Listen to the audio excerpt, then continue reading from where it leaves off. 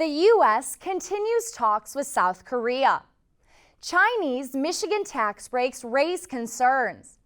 Tesla will remove vehicle sensors and more. Good afternoon, everyone. I'm Laura Harris. Welcome to Auto News Now. Coming up, more on those headlines for you.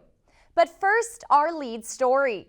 President Biden says the U.S. is willing to continue talks with South Korea over recent legislation that denies subsidies to most foreign makers of EVs.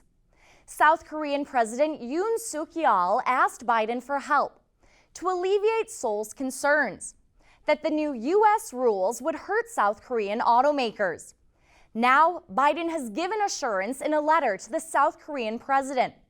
A South Korean official says the personally signed letter shows Biden's willingness to be considerate towards South Korean companies in the future. We've been following this story closely on how China EV tech companies will receive tax breaks in Michigan. But now, these breaks are raising questions for Michigan. President Joe Biden says restoring manufacturing in the U.S. is key to beating China in the EV race. Over the last few weeks, Michigan approved tens of millions of dollars in incentives for Chinese-owned auto suppliers. China is the main global economic rival to the U.S., and the move to subsidize manufacturers headquartered in China has drawn criticism. A professor at the University of Michigan says that the EV race cannot be run alone, and that as China looks to take a foothold in an electrifying U.S. automotive market, Michigan is open for business. You can read more on these stories in our newsletter, The Daily.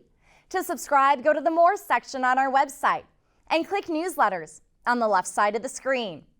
In other news, Tesla will remove vehicle sensors amid autopilot scrutiny.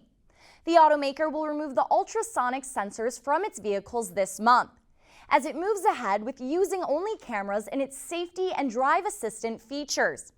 Tesla vehicles now have 12 ultrasonic sensors on the front and rear bumpers.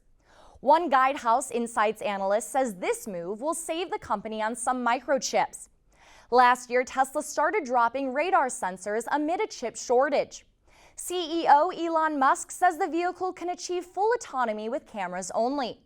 Tesla will remove ultrasonic sensors from the Model 3 and Model Y globally over the next few months, followed by the Model S and Model X in 2023. One Porsche dealer in Florida is looking to win big, as it seeks $300 million from the automaker. The collection is a multi-brand dealership in Coral Gables, Florida. In a lawsuit, it alleges that Porsche violated Florida dealer franchise law and says the German sports car maker is withholding inventory because the luxury vehicle dealership in the Miami area has not built a new standalone store. Porsche says the pool cars are assigned to dealers at the factory's discretion.